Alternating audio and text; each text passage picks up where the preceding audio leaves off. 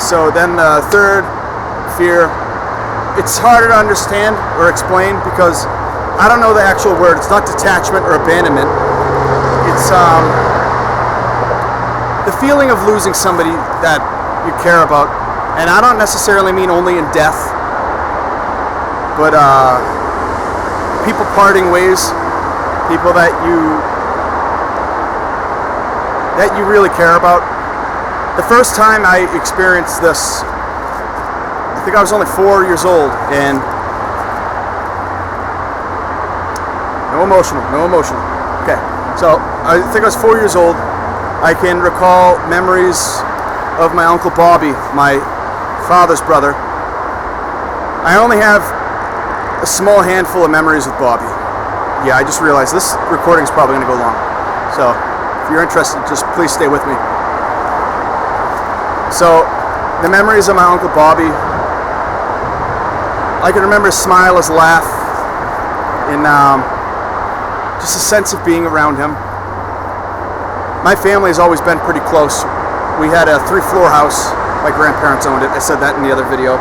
Grandparents on the first floor, my dad, my mother, and me and my siblings were on the second floor.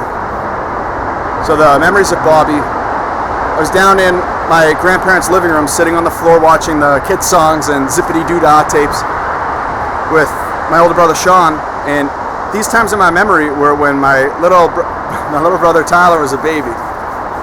And I can remember my Uncle Bobby sitting on the couch, bouncing Tyler on his lap, saying, "Hey Tyler Powies, hey Tyler Powies." And that Powies nickname always stayed with me and my siblings forever. So there was that memory, and then sitting down on the floor building Lincoln log cabins with my Uncle Bobby, playing with little green army men figurines and dinosaur figurines. And then my next memory was him being gone. He was taken away from us too soon. I think he was only like 36, I think. And I remember me and my 2 siblings at the time. Now I'm 1 out of 5. God bless. So me and my 2 siblings at the time and my cousins, I remember we were all sitting in the front room of the house, and people were asking, "Oh, where's Uncle Bobby?" Someone came in the room and ended up saying, "Oh, sorry kids, Uncle Bobby's not coming home. God had to take him to heaven." And that was the first time I ever felt what I felt. And even at 4, I was like, who's God? Why does he have to take away people we care about? And that feeling stayed with me personally for a long time in my life. I've had many people go in and out of my life. Like I said, not necessarily with death, but I ended up having a severe fear of losing people I cared about. And my earliest childhood friends, like kindergarten, 1st, 2nd, 3rd grade, I remember there were a few of them. I'm not going to mention any names in this stuff, but they ended up moving away, and these are people I connected with. And to other people, it might have seemed like I was able to connect with people, but deep down inside of me, I couldn't connect with everybody. But I always had this like weird way of like sensing people's feelings. I know that sounds weird,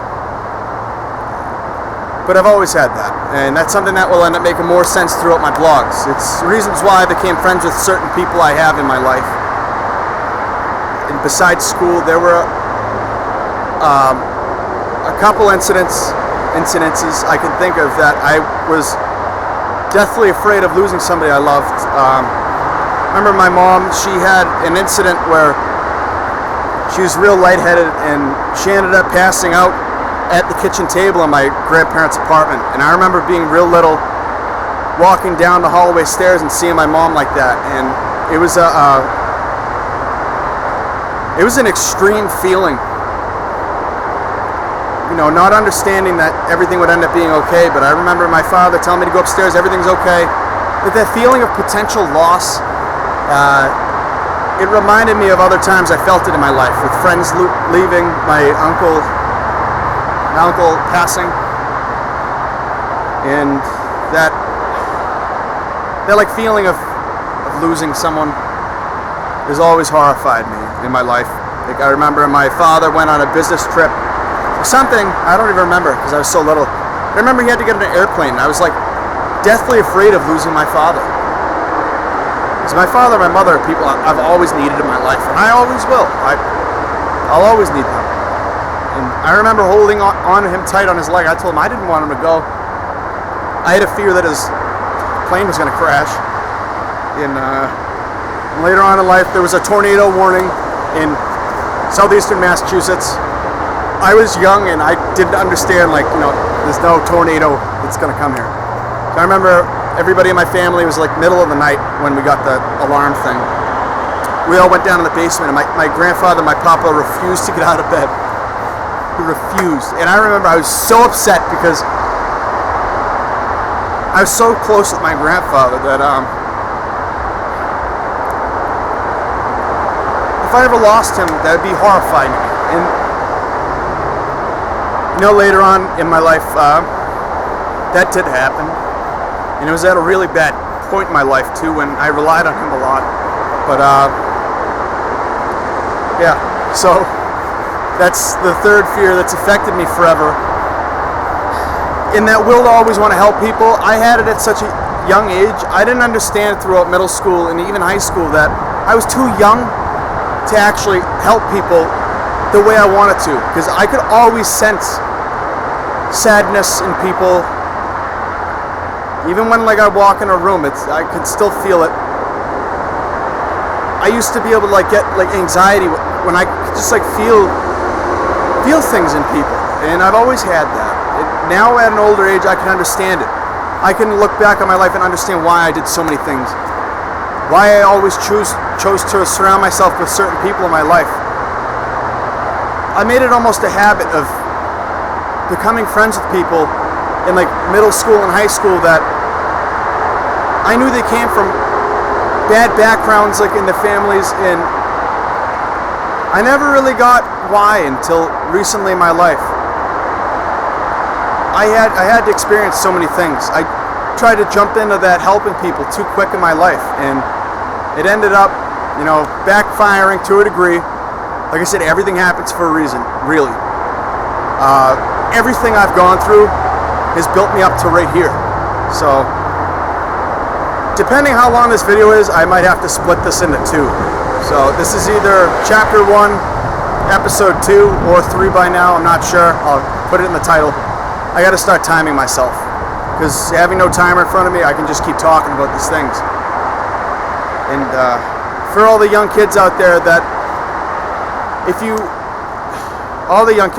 have things deep in them, fears, I beg of you, please talk to somebody, because me keeping all these things in affected the way I was able to open up with people. Even the closest friend I've ever had to me over the last couple years. It took me a really long time to gain that courage to want to open up to her. And I wish I did it a while ago, but this is why I've had a lot of communication issues in my life. For any friends or anybody watching this that didn't really know about these things, now you do. I wish it was more on a personal level, but I'm just trying to show you my life can be a lesson for many young kids out there, youth, young adults. Open up. Talk about yourself. You will feel better. I'm talking to a camera right now with a bright light in my eye, and I feel better. I really do. This is my second attempt at doing this video because I got a little bit too emotional yesterday talking about it, and that video was 18 minutes. I don't even want to try to take a guess to how long this one is, because my lovely camera has no timer box there, and I forgot to set my timer. So, this has been long enough. I will see you in chapter 1, episode 3 or 4, depending on this. So, I love you all. God bless, and I hope I'm helping people. If I am, please subscribe to the page or like it, whatever you're seeing this on. And just leave an encouraging comment. Unless you don't have something nice to say, then please, by all means, don't say it. So, God bless, love you all, take care.